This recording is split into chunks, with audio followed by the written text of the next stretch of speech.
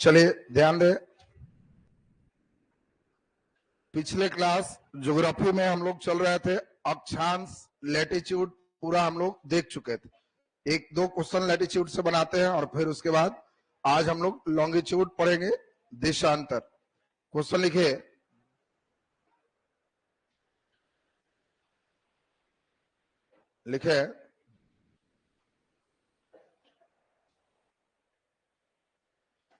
उत्तरी गोलार्ध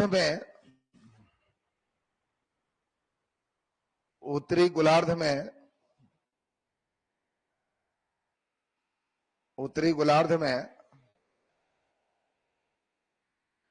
रात सबसे छोटा होगा। उत्तरी गोलार्ध में रात सबसे छोटा होगा। उत्तरी गोलार्ध में रात सबसे छोटा होगा। चॉइसे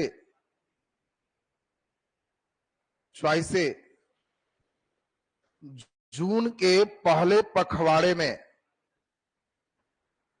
जून के पहले पखवाड़े में। चॉइसे से भारी करना है उसको, चूंकि बाकी तो सब जान ही रहा। जून के पहले पखवाड़े में,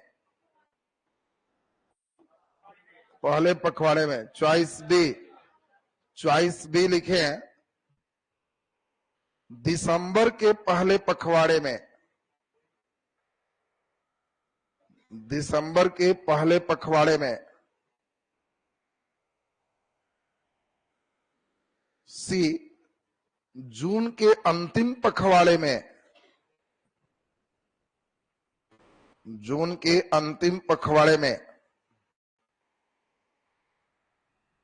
और डी, दिसंबर के अंतिम पखवाड़े में।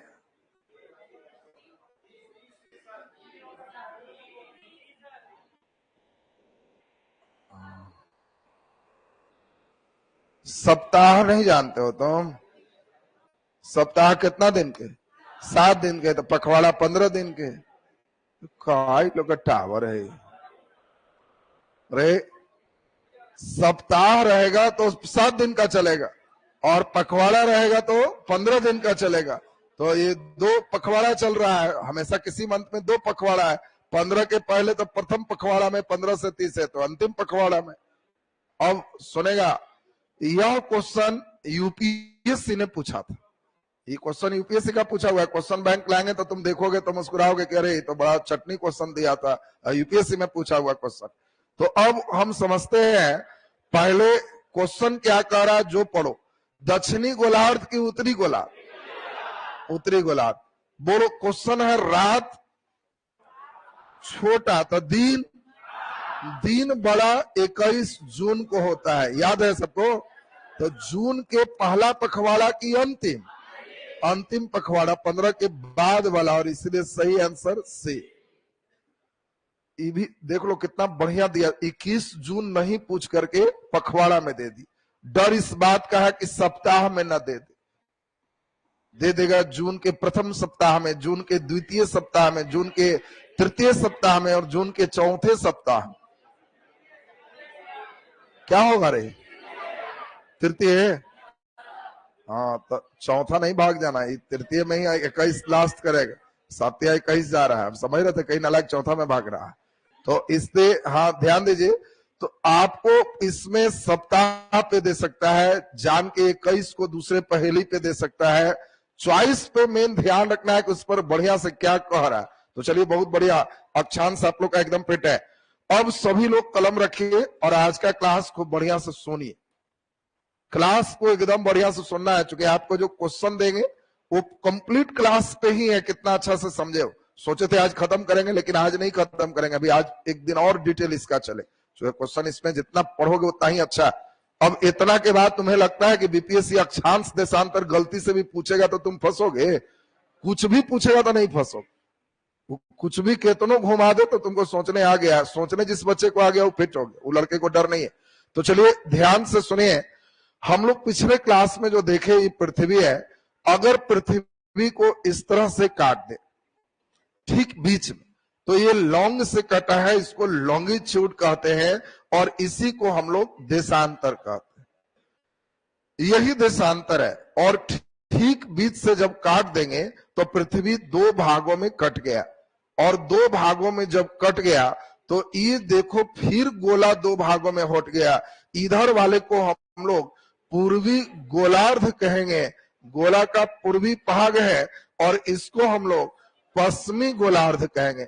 याद करो, जब अक्षांश से काट रहे थे तब अक्षांश ऐसे था तो उत्तरी और दक्षिणी, इसमें क्या चलेगा, पूर्वी और पश्चिमी। पूर्वी को हम लोग ईस्ट कहेंगे, पश्चिमी को हम लोग वेस्ट कहेंगे। इसमें जो भी होगा उसको ईस्ट ईस्ट लगाएंगे, इसमें जो भी होगा वेस्ट वेस्ट लगाएंगे। भारत किस गोलार्ध में?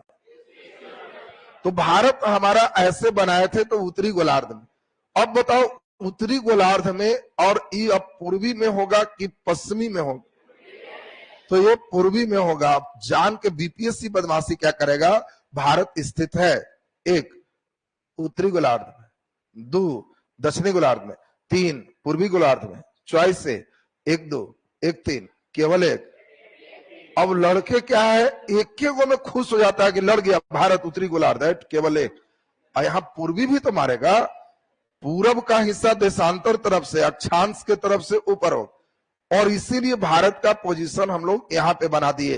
तो भारत में जो भी लाइन चलेगा देशांतर का, पहले ही बताओ, इसमें इधर ईस्ट है तो इधर तो ईस्ट ही होगा, नालायक। इसके बाद इधर वेस्ट होता है, समझेगा रे इन लोग। फिर ईस्ट को वेस्ट जो कर रहा है ना, लक्षण ठीक करो। जैसे इसमें यहां नॉर्थ था तो यहां भी नॉर्थ था, क्यों, उत्तरी गोलार्ध में। तो भारत चूंकि पूर्वी गोलार्ध में है तो इसके सभी देशांतर रेखा ईस्ट ईस्ट ही चलेंगे, इसमें कोई चलेंगे, सब ईस्ट है। वेस्ट के लिए उधर चले। बोलो, लाइन स्पष्ट है सबका? अब सबसे बड़ा जो समस्या है उसको समझे। सबसे बड़ा समस्या यह है, देशांतर रेखा और अक्षांश रेखा क्यों पढ़? इसके द्वारा हम किसी भी देश की स्थिति जानते।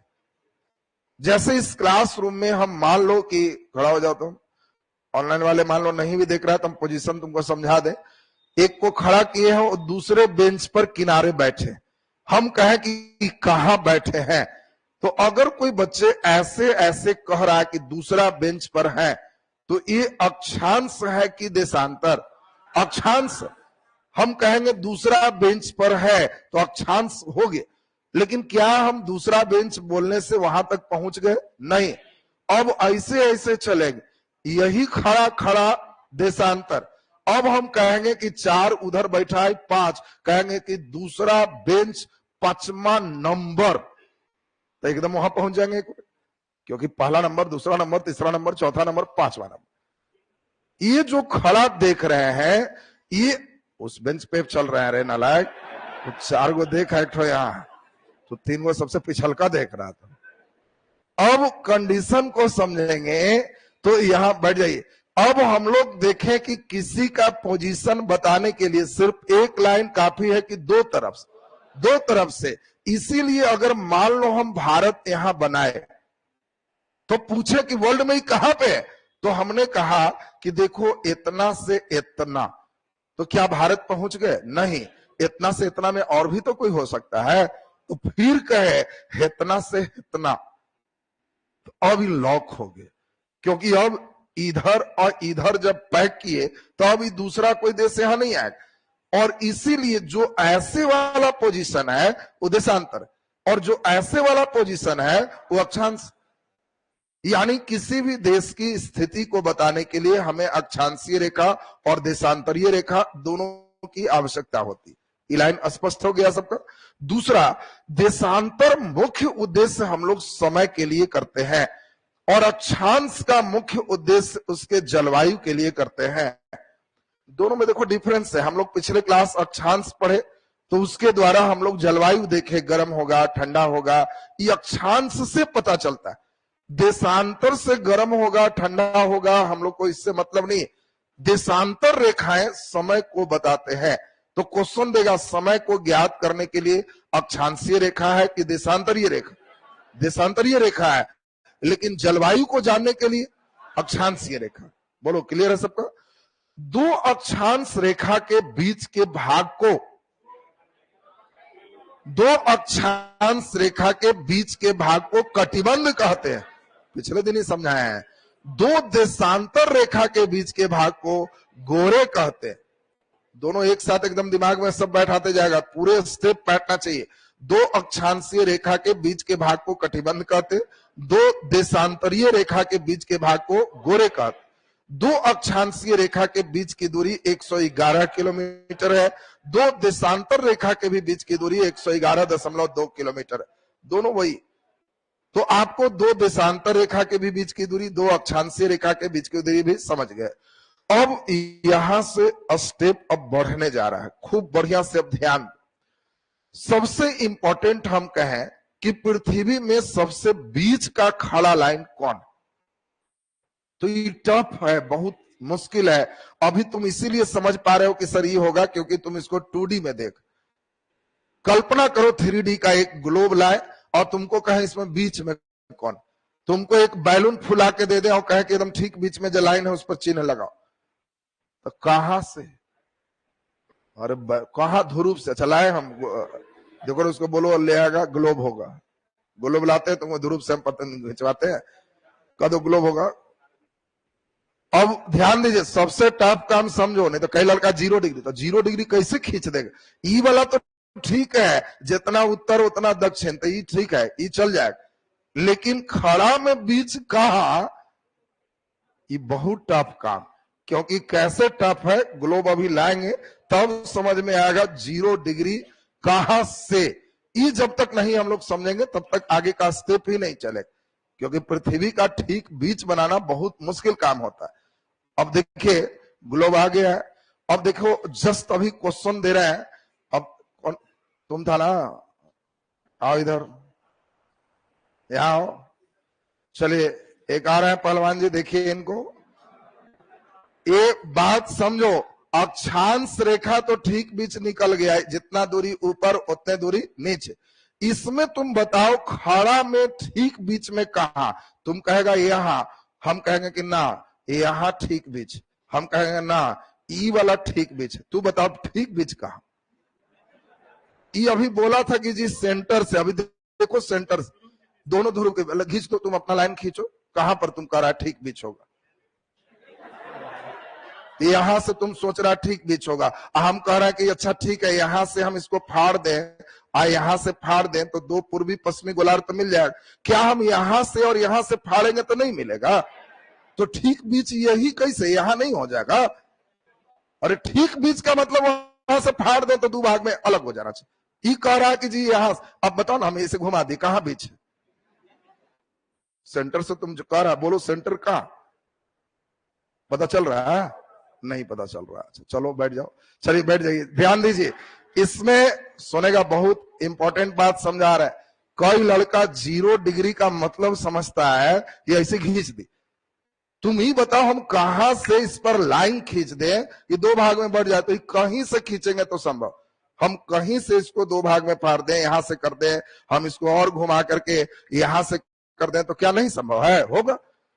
पहले के जमाना में उज्जैन वर्ल्ड का मेन सेंटर था और इसीलिए भारत को माना गया कि पृथ्वी के ठीक बीच है। अगर ये भारत है तो पहले ये कहा गया कि भारत से जो लाइन गुजरती है उज्जैन से, वो पूरे से बीच में है और वो 0 डिग्री वहीं से। देखिए 0 डिग्री भारत के उज्जैन से ही हमारा रहा, लेकिन धीरे धीरे भारत के प्रभाव मध्यकाल में कम गए, आधुनिक होते होते और कम गए। मॉडर्न फेज आते आते भारत के जगह यूरोप का प्रभाव हो गया। जो भी बैठक हो यूरोप में हो। हम लोग गुलाम थे, हम लोग को कोई बुलाता ही नहीं था, तो हमारे उज्जैन को कौन समझने वाला था? कोई नहीं। तो यूरोपीय देश अपने में बैठा और कहा कि बीच कहा, तो कहा कि कहीं से मान ना लीजिए उसको, लेकिन फिक्स कर दीजिए पूरे दुनिया में कि अब कोई नहीं बदलेगा। तो उन लोग बैठक किया जो वर्ल्ड में सबसे ज्यादा जगह पर कब्जा किया था, और वो देश कौन था? इंग्लैंड। तुमको मालूम है सब मैक्सिमम जगह इंग्लैंड ही कब्जा। इंग्लैंड कहा कि भाई जब दुनिया बीच ही पड़ रहा है और नया सोच है तो हमारे यहां से चले।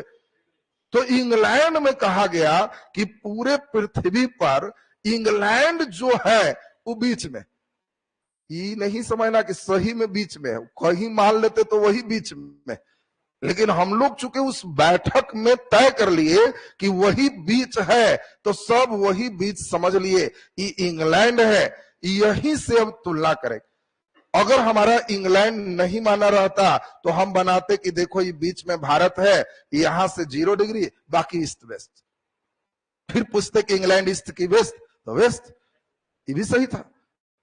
लेकिन अभी क्या है, जब हम कह दिए कि नहीं इंग्लैंड बीच में है, तो जब इंग्लैंड बीच में है तो बेचारा भारत इधर है। तो आप बताओ भारत ईस्ट की वेस्ट?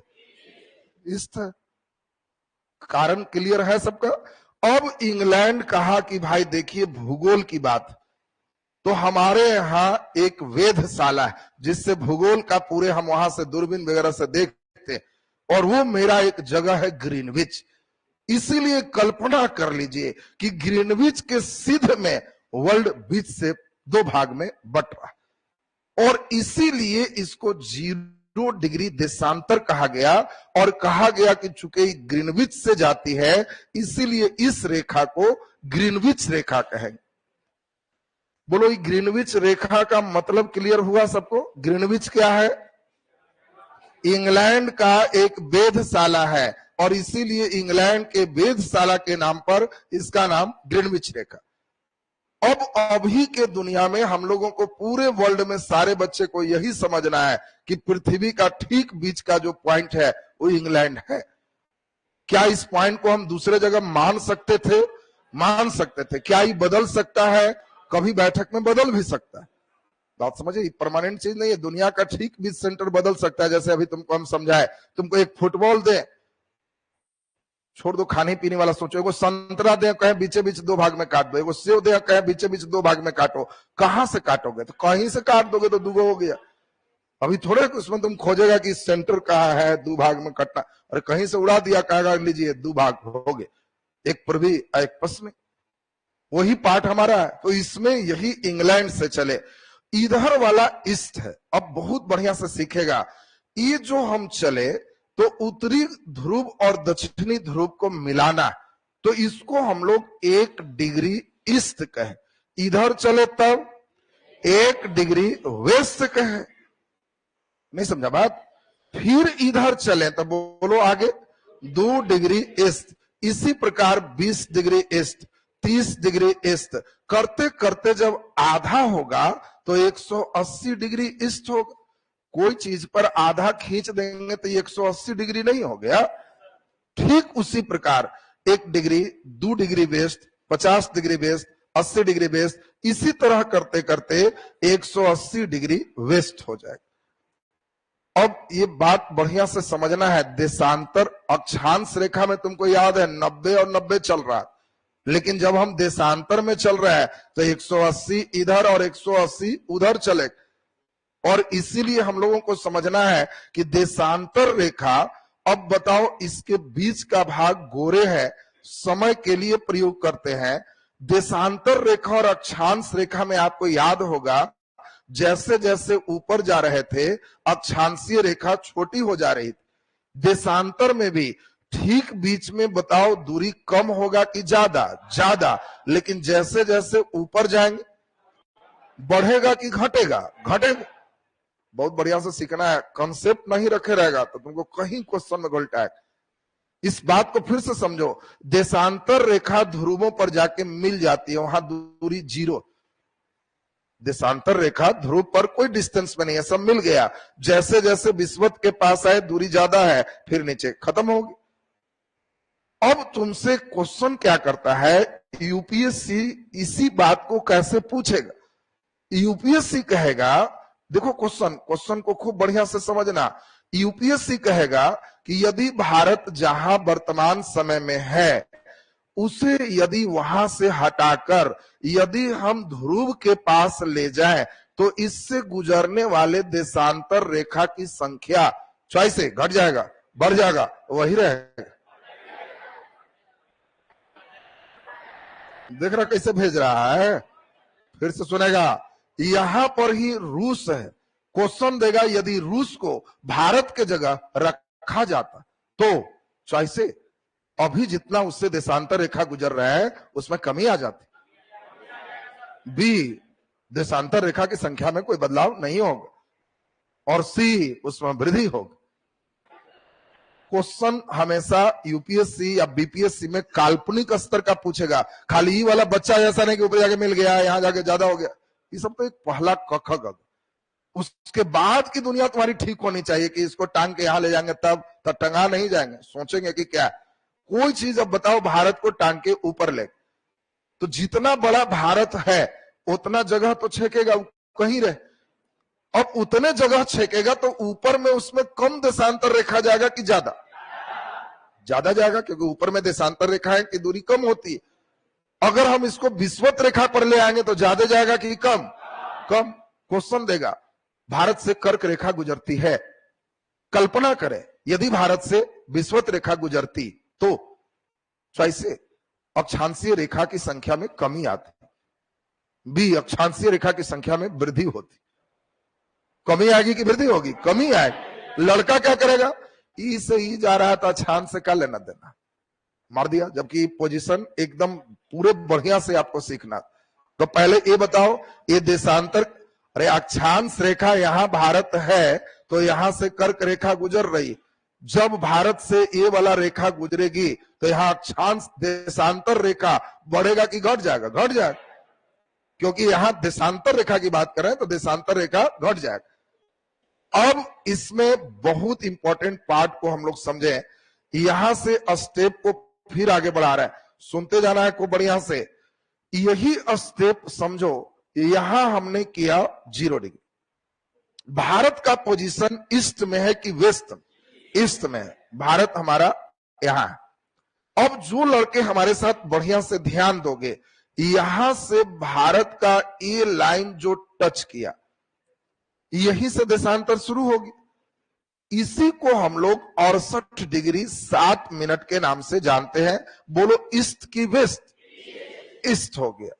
जैसे ही यहां से हम लोग इसको फिर अंतिम लेके चलेंगे, जहां भारत का इस सेक्शन लास्ट हो गया, तो इसी को 97 डिग्री 25 मिनट, बोलो ईस्ट की वेस्ट? ये भी ईस्ट हो जाएगा। अब इसका मतलब है कि भारत का जो फैलाव है ये दोनों ईस्ट ईस्ट के फेज में। देखो बाकी पिछले दिन हम लोग ये वाला पढ़े, आज हम लोग ये देखेंगे। अब जो लाइन निकालेंगे, यहां से शुरू होगा यहां बंद, यहां से शुरू होगा यहां बंद। ये लाइन तो स्पष्ट है। तुमसे पूछे कि भारत के ठीक बीच में देशांतर कितना डिग्री होगा? अब रटना नहीं है, सारे बच्चे को सुनना है। ठीक बीच का मतलब एवरेज होता है। एवरेज होता है तो बोलो ई क्या डिग्री है? 68, 7 छोड़ देते हैं। ई क्या डिग्री है? 97, 7 इसमें 97 इसका ले लेते हैं। बोलो 68 और 97 जोड़ देते हैं तो 5 और 2 165। ठीक बीच में 2 से भाग दे देते हैं, 82.5 डिग्री। और बहुत बढ़िया से समझना, अगर हम इसी को यहां से 82.5 पर लेके जाएंगे तो कहेंगे कि ओ ये भारत के ठीक बीच से गुजर। बोलो 82.5 बीच में कैसे है, जो समझ में आ रहा है? कोई लड़का सीधे रटे रहता है, भारत का मानक समय रेखा 82.5 डिग्री ईस्ट है।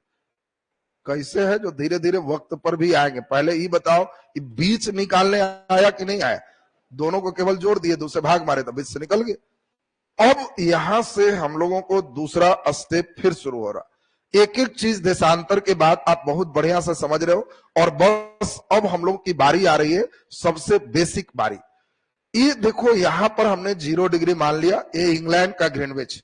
अब एक एक करके बताओ, यहां चले तो यह 1 डिग्री ईस्ट है, फिर आगे चले 2 डिग्री ईस्ट है, आगे चले 3 डिग्री ईस्ट है, इसी प्रकार से 30 डिग्री ईस्ट होगा, इसी प्रकार से 50 डिग्री ईस्ट होगा, इसी प्रकार से 180 डिग्री ईस्ट होगा।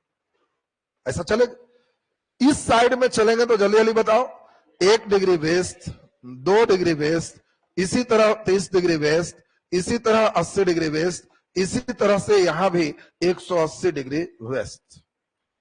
बहुत ही बढ़िया से क्वेश्चन पर ध्यान दे, हर बच्चे का पूरा ध्यान एकदम मेरे साथ आना चाहिए। आपसे पूछे कि देशांतर रेखा की संख्या कितनी? सुनो ध्यान से, रट्टे वाला तो कहां फेंकाओगे ठिकाना नहीं है, एकदम ध्यान से समझो। देशांतर रेखा एगो तो 0 डिग्री होगी, तो एक 0 होगी। इस साइड में कितना है 180, और इस साइड में कितना है 180, 180 180 360, और 0 डिग्री एक 361। बढ़िया से सुनते जाना है। अगर आपसे क्वेश्चन आए देशांतर रेखा समतल पर कितने होते हैं, तो बिल्कुल सही जवाब 361 है। 360 दोगे तो 0 नंबर आएगा। बात समझो इसमें।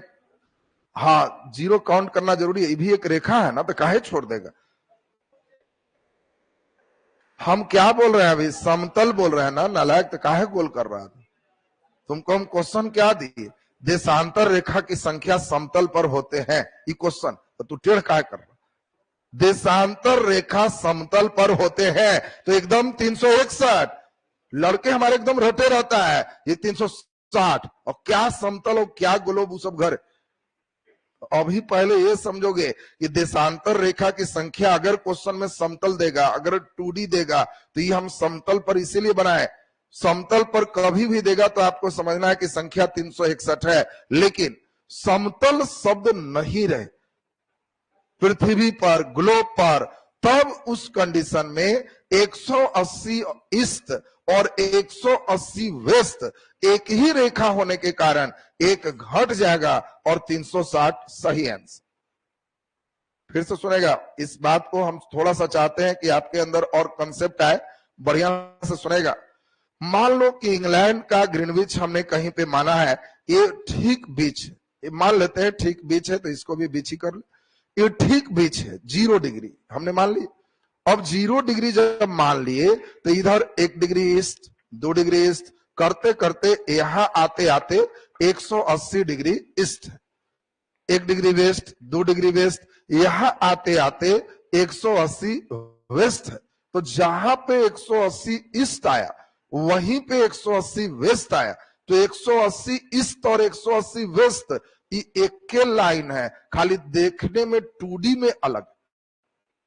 बात समझना, कई लड़का यही नहीं समझता है कि 180 ईस्ट तो उधर चल जाएगा, 180 वेस्ट तो उधर चल जाएगा। ये पेज पर समतल में, ग्लोब पर यहां 0 था, 1 2 3 4 करते करते 180 ईस्ट, इधर से 1 2 3 4 करते करते 180 वेस्ट, एक के जगह तो पहुंच जा रहा। तो तुमसे पूछे कि बताओ 180 ईस्ट और 180 वेस्ट अलग अलग रेखा है कि एक ही रेखा, एक ही रेखा। अब ग्लोब पर ना एक है, समतल पर एक है कि अलग अलग, अलग अलग। इसीलिए क्वेश्चन कभी भी देगा कि देशांतर रेखा समतल पर कितना 361, लेकिन हम कुछ नहीं बोले कि देशांतर रेखा की संख्या कितना, तो ग्लोब पर सोचना है 360, एक कोण वाला कम गया, तो ये नहीं नालायक कहना कि 0 डिग्री कम गया है, कहना 180 ईस्ट और 180 वेस्ट एक ही लाइन है, इसीलिए दोनों के बदले एक ही जोड़ेगा। बोलो क्लियर है सबका। नेक्स्ट बहुत इंपॉर्टेंट, फिर चलते हैं, ग्लोब पर हल्का सोचना है। अगर कहीं भी हमारा 2 डिग्री ईस्ट है, कहता है कि इसमें कौन सा जोड़ दें कि पूरा गोल हो जाए। 2 डिग्री ईस्ट में कौन सी देशांतर रेखा जोड़ दें कि गोल हो जाए, 2 डिग्री वेस्ट कि 10 डिग्री वेस्ट। तो कभी नालायक ये नहीं समझना। देखो जरा ध्यान से, ये 0 है, 2 डिग्री ईस्ट ई वाला लाइन, 2 डिग्री वेस्ट कहेंगे तो ई लाइन हो, तो क्या ये गोल बन जाएगा, नहीं। ये 2 डिग्री ईस्ट है, तो तुमको समझना है कि एक गोल इधर होगा, तो 180 से 2 डिग्री भाग जाए, 178 डिग्री वेस्ट और 2 डिग्री ईस्ट दोनों एक गोल हो जाए। फिर से समझना, 180 में जय डिग्री इधर, उतना डिग्री इधर, नुक्का छेपी खेलना है। ये कहेगा 5 डिग्री ईस्ट, तो कहना कि 175 डिग्री वेस्ट, 5 इधर भागे। चलिए बोलो 10 डिग्री ईस्ट में क्या जोड़े कि गोल हो जाए, तो कहना कि वो इधर से 170 डिग्री वेस्ट जोड़ देंगे तो दोनों गोल हो जाए। बोलो लास्ट बार, 90 डिग्री ईस्ट में क्या जोड़े कि गोल हो जाए, 90 डिग्री वेस्ट जोड़ेंगे तो गोल हो जाए। तुम खड़ा देखिए, अभी जस्ट बताएगा 0 डिग्री देशांतर में क्या जोड़े कि गोल हो जाए? कोई नहीं बोलेगा। 0 डिग्री देशांतर में क्या जोड़े कि गोल हो जाए? 180 ईस्ट की 180 वेस्ट।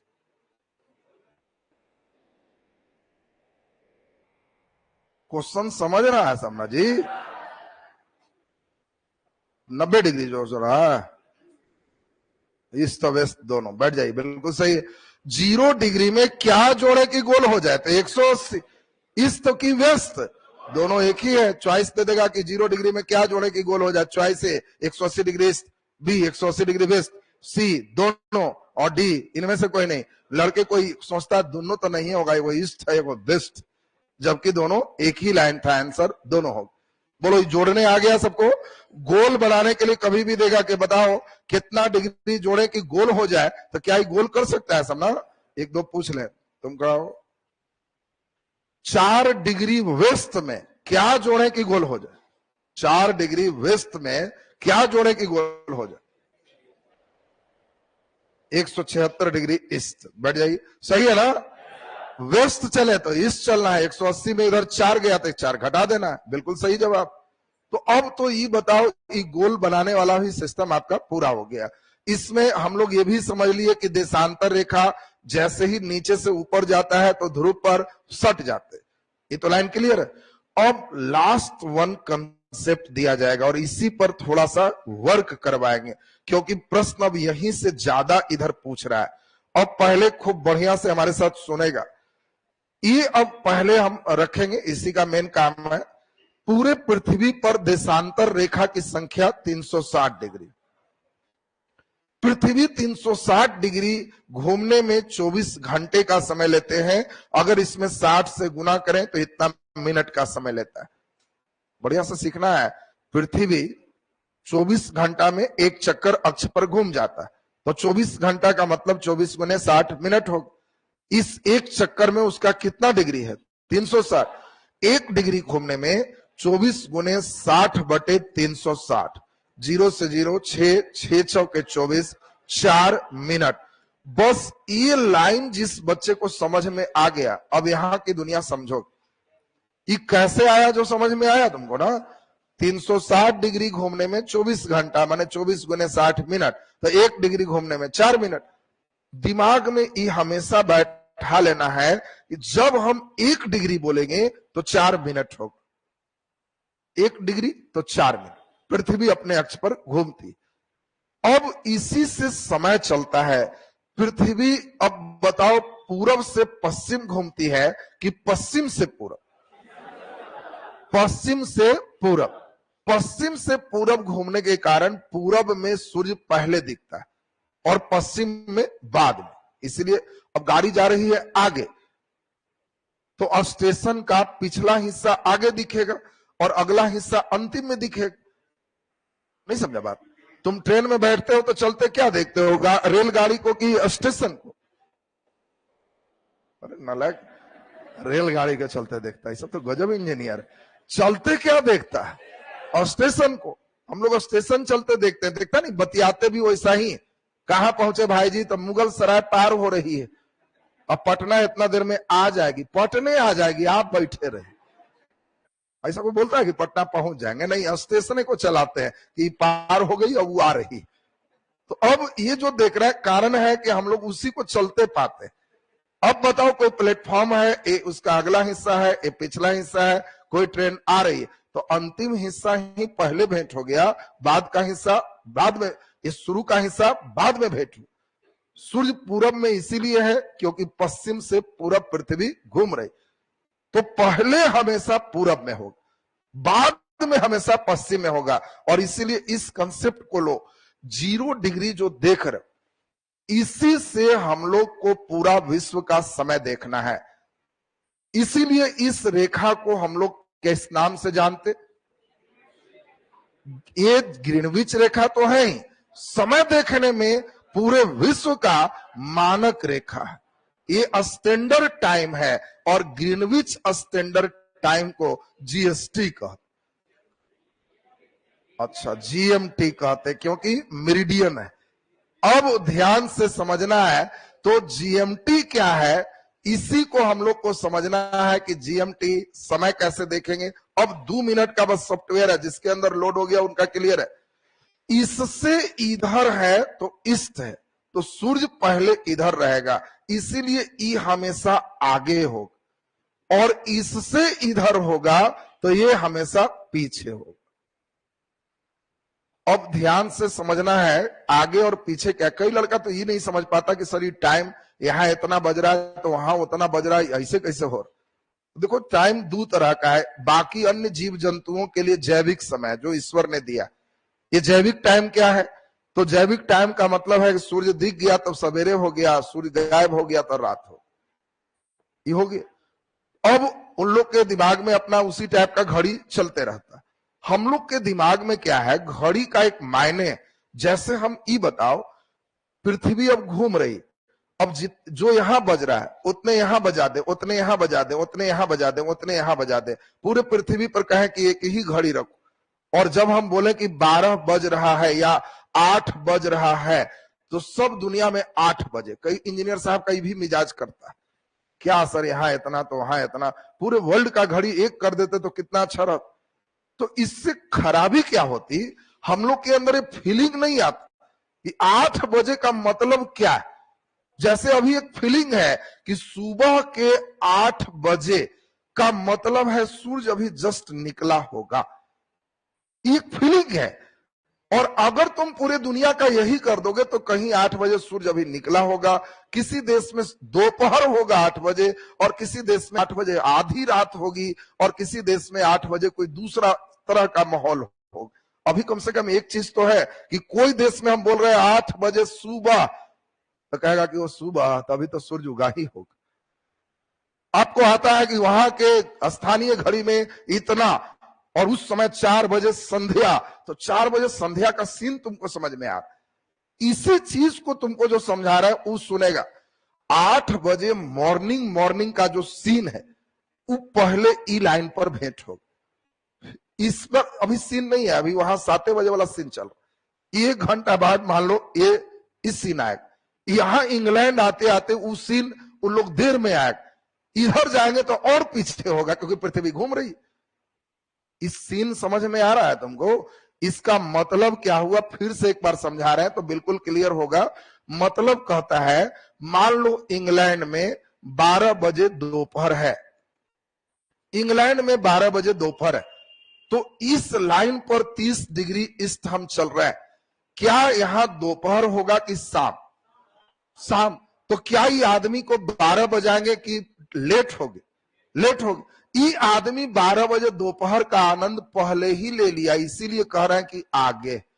ये कहा कि तुम्हारे यहां दोपहर हुआ, हमारे यहां हो चुका है, इसीलिए कह रहे हैं आगे है। कई लड़का आगे का मतलब नहीं समझता, ये बेचारा कहेगा कि हमारे यहां तो दोपहर होने में अभी टाइम लगेगा, इसीलिए वो पीछे है। अब मान लो 1 डिग्री में 4 मिनट है, तो बोलो 30 डिग्री में 120 मिनट है, 120 मिनट माने 2 घंटा टाइम आगे है। यानी ई लाइन पर 2 घंटा पहले ही 12 बजे दोपहर का सीन का आनंद ले चुके थे, और इसीलिए कहेगा कि हमारे यहां तो 2 बज रहा है, क्योंकि हमारे यहां ये चीज 2 घंटा पहले दोपहर। ये बताओ कैसे समय देखते हैं। ये लाइन का मतलब समझ में आ रहा है सबको? लड़के हमारे मतलब ही नहीं समझता है कि सर यहाँ ये बज रहा है तो हाँ वो बज रहा है। इसीलिए बजवा रहे हैं ना कि एक टाइम बोलने से एक फीलिंग पूरे विश्व में जुड़ा। अब देखो भारत के साथ सबसे बड़ी समस्या क्या है। भारत के साथ सबसे बड़ी समस्या है कि भारत का यह कोना जो वेस्ट है, ये कोना 68 डिग्री 7 मिनट है, एक कोना 97 डिग्री 25 मिनट है। मान लो 98, इसको भी मान लेते। अरुणाचल प्रदेश में पहले सूर्य उगेगा। सूर्य पश्चिम से पूरा पृथ्वी घूम रही है, सूर्य यहां पहले उगेगा, यहां बाद, क्योंकि पृथ्वी रोटेट कर रही। बोलो 98 में से 68 गया, 30 डिग्री का गैप है इंडिया में, और 1 डिग्री में कै मिनट? 4 मिनट, तो 30 डिग्री में 120 मिनट। मतलब इन दोनों का सीन सोचो, पहले एक साथ घड़ी चला के नहीं सोचेगा, इन दोनों के सीन सोचो। 2 घंटे का डिफरेंस। यानी अरुणाचल प्रदेश का आदमी फोन करेगा, यह सूर्य भगवान नजर आ गए, तो गुजरात के आदमी कहेगा कि हम लोग के ना नजर आए, 2 घंटा बाद नजर आए। यानी अगर अरुणाचल प्रदेश में 8 बजे सूर्य उग रहा है तो यहां 10 बजे, इनके यहां अगर 4 बजे सूर्य डूब चुका है तो इनके यहां 6 बजे, और 2 घंटा का गैप है। तो सबसे बड़ी समस्या है कि ऑफिस किनके समय से चलाया जाए, अरुणाचल प्रदेश वाला से कि गुजरात वाला से? बीच में बिहार वाला हल्ला करेगा कि हम लोग पिस रहे हैं। पहले केवल DD1 चलते थे दूरदर्शन, अब कितने बजे उसमें वंदे मातरम बजाया जाए। अब वंदे मातरम अगर बजा देंगे 4 बजे सुबह तो इन लोग बड़ा प्रसन्न होगा, इनके यहाँ 4 बजे सुबह सूर्योदय हो गया। ये आगे ये कहेगा वेरी गुड, राइट टाइम। ये कहेगा कब खोल खाल के वंदे मातरम कर देता, आधा रात में ही वंदे मातरम करो। इसके हाथ लेट से सूर्योदय ना है। तो अब इसी कारण से अब बताओ, इसका कोई व्यक्ति बंबई वाला 10 बजे रात में अरुणाचल प्रदेश के मित्र को फोन करे, अभी तो 10 से बजना है, लगाओ फोन। इनका हालत क्या है? 4 बजे सूर्योदय है और 4 बजे शाम में सूर्य डूब जा रहा है। तो 10 बजे रात का मतलब एकदम आधी रात है इसका। अब ये गहरे नींद में है, आई कहेगा क्या यार 10 बजे सूत गया तो? ये कहेगा पागल उगल का है, 4 बजे सूर्य उग जाता है, 10 बजे कह रहा, ये तो आधी रात में। अब इधर वाला आदमी ठीक 4 बजे इसको फोन कर दे क्योंकि इसका तो सूर्य उग गया है, तो इसका हालत खराब हो जाए, कहेगा कि बड़ा दिक्कत। ऑफिस टाइम किसके टाइम से रखा जाए? सरकार कहेगी 10 से 4 ऑफिस होगा, सेंट्रल गवर्नमेंट दिल्ली की सरकार डिसाइड करे 10 से 4 ड्यूटी होगा। अरुणाचल का आदमी कितना हल्ला करेगा कि 10 से 4 ड्यूटी, 4 बजे रात हो जाता है तो ड्यूटी होगा। भाई 10 बजे हम लोग 4 बजे भोर से उठल है, 6 घंटा तो पार हो गए। और ये कहेगा कि नहीं इस ठीक ठाक है, 10 से 4 सही है। तो आखिर हम अरुणाचल का समय ले कि गुजरात का समय ले, एक बहुत टफ काम। इसीलिए भारत सरकार कही कि न तुम्हारा न इसका, बीचे बीच ताकि दोनों मेंटेन में आ जाओ। और इसीलिए कही 82.5 डिग्री जो ईस्ट में लाइन है यही भारत का मानक समय होगा, इंडियन स्टैंडर्ड टाइम होगा, और इसको हम लोग IST कहेंगे। और ये जो तुम देख रहे हो इंडिया का समय यहां से तय करके पूरे सेट कर। अब पूरे सेट नैनी से नहीं जाती है, कभी नहीं याद रखना, नैनी मिर्जापुर से जाती है, इसलिए नैनी खत्म हो गया, वो नैनी पुराना किताब में मिलेगा। तो ये नहीं अभी सब हम समझाएंगे किन किन राज्य से जा रहे हैं, अभी तो केवल सॉफ्टवेयर हल्का लोड कर। आज के क्लास में हम कोशिश कर रहे हैं कि तुम समय का मतलब समझो, आगे क्या है पीछे क्या है, क्यों बीच में लिए। कई लड़के का चिंता रहता है कि क्या सर इलाहाबाद और नैनी है, ये सब क्या है? तो क्या है जो समझ रहे हो, नहीं रखेंगे तो समझो पूरा कैलेंडर उल्टा चलेगा। इनके अनुसार चलेंगे तो ये हालत खराब, इनके अनुसार चलेंगे तो इनका हालत खराब, बीच से किए तो बैलेंस होगी। यूपीएससी क्वेश्चन लेके बैठा हुआ, अब इंडिया का टाइम इससे चल रहा। अब यूपीएससी क्या करेगा, कहेगा सरकारी कार्यालय 10 से 4 समय निर्धारित किया गया है, तो कलकत्ता, दिल्ली और बंबई में सरकारी कर्मचारी संध्या समय घूमने का आनंद कहां ज्यादा ले पाएंगे? चॉइस ए बंबई के कर्मचारी, बी दिल्ली के कर्मचारी, और सी कलकत्ता के कर्मचारी, और डी सभी एक समान ले पाएंगे। बोलो, क्वेश्चन समझ रहा है कैसे दे रहा है? इस पैटर्न पर तुमको सोचना होगा, नहीं तो ऐसा ड्यूटी करवाएगा ना, ये लड़के का हालत खराब की ड्यूटी कर रहा है। अब बताओ सरकार का ऑफिस 10 से 4 चल रहा, इसके अनुसार से चल रहा, अभी तो होगी। अब सूर्योदय पहले कहां होगा? अरुणाचल में। सूर्यास्त पहले कहां होगा? अरुणाचल में। यहां बताओ दिल्ली में कोई आदमी है तो बिहार में पहले सूर्य डूबेगा कि दिल्ली? बिहार में, जो इधर है पहले होगा, उधर बाद में होगा। इसलिए कोई आदमी दिल्ली घूमने जाएगा तो वो अचानक कहेगा कि कितना बजा? 7, अभी तक सूर्य नहीं डूबा है, हम लोग के यहाँ 6 बजे डूब जाता है। तो ऐसा होगा। बंबई जाओगे तो और लेट डूबेगा, लेकिन फिर तुमको तैयार रहना है कि यहाँ पे लेट डूबा भी है और लेट उगेगा भी, इसलिए दिल्ली के आदमी भर पेट अंतिम लेट से सुतेगा और लेट तक सुतेगा। बात समझिए, इधर का आदमी जल्दी सोएगा जल्दी उठेगा, चूंकि सूर्योदय पहले। और इसीलिए 10 से 4 में शाम किसको लेट से होगा, दिल्ली वाला के कि बंबई वाला के कि कलकत्ता वाला, बंबई वाला की सबसे लास्ट में ना है, तो बंबई में लेट से सांझ होगा, तो ड्यूटी छूटेगा, घर जाएगा, फिर आराम से थोड़ा आराम करेगा, फिर कहेगा चलो मरीन ड्राइव घूमने। क्यों, 4 बजे ऑफिस छूट गया है, 7 बजे इसका सूर्यास्त होगा, कहेगा कि 9 बजे तक घूमेंगे, फिर घर चलेंगे, लेट से सूर्योदय होगा। क्या इतना आनंद कलकत्ता वाला मना पाएगा? नहीं, उनको सुबह में सूर्योदय पहले हो जाएगा, अगल बगल के लोग घंटी बजाने लगेंगे, शंख फूकने लगेंगे, नींद टूटने लगेगा। वो नहीं भी उठेगा तो बगल वाला ना उठा देगा।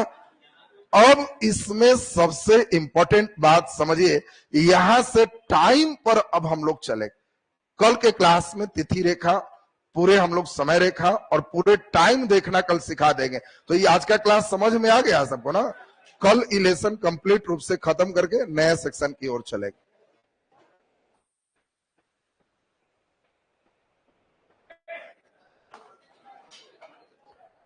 जो टीआरई के लिए है उनका करंट अफेयर सुन लो पहले। करंट अफेयर के लिए आप लोग के भी जो बच्चे हैं जिनका कमजोर है, संडे के दिन, रविवार के दिन 7 बजे रात से 10 बजे रात तक इधर जितने 10 महीने का करंट अफेयर है, एक बार 1 राउंड यूट्यूब पर चलेंगे, तो वो आप लोग बने रहोगे, एक राउंड उसको पूरा बढ़िया से सुन लो।